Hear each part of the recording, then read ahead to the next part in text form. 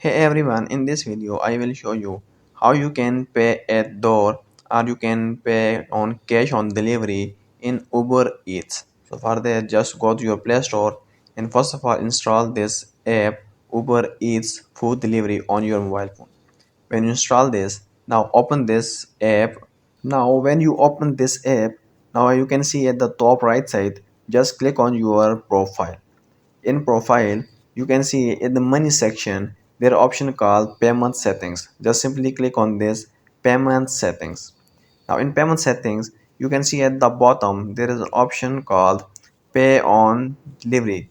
Just enable this pay on delivery. When you enable this, now when you purchase anything or when you order any food on this app, you will not pay before delivery.